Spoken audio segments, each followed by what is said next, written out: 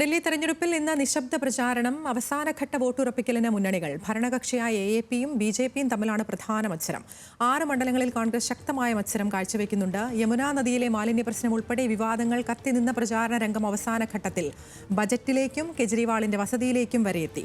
നാളെയാണ് ഡൽഹി വിധി എഴുതുക. ശരത് ലാലുണ്ട് വിശദാംശങ്ങളുമായി. ശരത്ത്, അവസാനവട്ട ഓട്ടത്തിലാണ്. ഈ പറയുന്നത് പോലെ അവസാനഘട്ട വോട്ടും പെട്ടിയിലാക്കാനുള്ളൊരു സാഹചര്യമാണെന്ന് മനസ്സിലാക്കുന്നു. എത്തരത്തിലാണ് നിശബ്ദ പ്രചാരണം പുരോഗമിക്കുന്നത്? ആതിര, ഇന്ന് രാവിലെ മുതൽ തന്നെ സ്ഥാനാർത്ഥികൾ വീടുകളും അതേപോലെ തന്നെ സംഘടനകളും നേതാക്കളുമായിട്ട് കൂടിക്കാഴ്ച നടത്തുകയാണ്.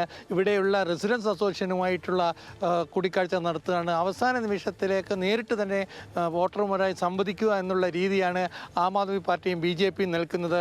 RSS ഇന്നലെ മുതൽ 500 വീടുകൾ കയറാൻ വേണ്ടിയിട്ട് പ്രത്യേക സ്ക്വാഡുകളെ തയ്യാറാക്കി രംഗത്തിറക്കിയിരുന്നു. ഇത് സംബന്ധിച്ച് ചില തർക്കങ്ങൾ, RSS സ്ക്വാഡുകൾ വീട് സന്ദർശിക്കുന്നത് ചില തർക്കങ്ങൾ 2-3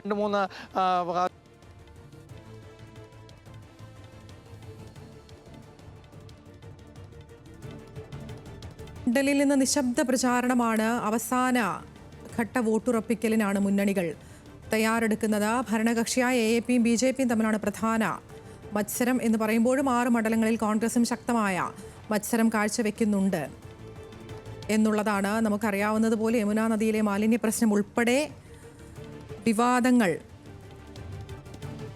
വിവിധ വിഷയങ്ങൾ വിവാദങ്ങളാകുന്നുണ്ട് ഡൽഹിയിൽ. ശരത്ത് കേൾക്കാമെങ്കിൽ പറയാം. ഡൽഹിയിൽ ഇപ്പോൾ 699 സ്ഥാനാർത്ഥികളാണ് നാളത്തെ തെരഞ്ഞെടുപ്പിൽ ജനവിധി തേടുന്നത്. ഇതിൽ 96 വനിതകളാണ്. ഇതിൽ വളരെ പ്രധാനപ്പെട്ട സ്ഥാനാർത്ഥികളുണ്ട്. അൽക ലാംബ തുടങ്ങിയ മഹിളാ കോൺഗ്രസിൻ്റെ പ്രധാനപ്പെട്ട സ്ഥാനാർത്ഥികളാൾ അൽക ലാംബയാണ്. അതിഷിക്കെതിരെ കൽക്കാജി മണ്ഡലത്തിലാണ് ഇവർ മത്സരിക്കുന്നത്. അതേപോലെ തന്നെ സന്ദീപ് ദീക്ഷിതാണ് പഴയ മുൻ മുഖ്യമന്ത്രി ശീലാ ദീക്ഷിതിൻ്റെ മകൻ സന്ദീപ് ദീക്ഷിത് കെജ്രിവാളിനെതിരെ മത്സരിക്കുന്നു. തുടങ്ങിയ സ്റ്റാർ സ്ഥാനാർത്ഥികളുമുണ്ട് കോൺഗ്രസിൽ. എന്നാൽ കോൺഗ്രസിനെ സംബന്ധിച്ചിടത്തോളം ഒരു ത്രികോണ മത്സരത്തിൻ്റെ രീതിയിലേക്ക് കോൺഗ്രസിന് എത്താൻ കഴിഞ്ഞിട്ടില്ല. 6 മണ്ഡലങ്ങളിൽ മാത്രമാണ് കോൺഗ്രസിൻ്റെ ത്രികോണ മത്സരം. പ്രധാനമായും ആം ആദ്മി പാർട്ടിയും BJPയും തമ്മിലാണ് പ്രധാനപ്പെട്ട മത്സരം. ഇന്ന് വൈകിട്ട് 6 മണിക്ക് പ്രധാനമന്ത്രി തന്നെ ലോക്സഭയിൽ നടത്തുന്ന പ്രസംഗം പോലും ഡൽഹിയിലെ വോട്ടർമാരെ ലക്ഷ്യമാക്കിയുള്ളതായിരിക്കും. ലോക്സഭയിൽ ബജറ്റിനെ കുറിച്ചുള്ള നയപ്രഖ്യാപന ചടങ്ങിൽ നടക്കുന്ന രാഷ്ട്രപതിയുടെ നയപ്രഖ്യാപനത്തിലുള്ള മറുപടിയായിട്ട് പ്രധാനമന്ത്രി നടത്തുന്ന പ്രസംഗവും ഡൽഹിയിലെ വോട്ടർമാരെ അഭിസംബോധന ചെയ്തു തന്നെ കൊണ്ടായിരിക്കും.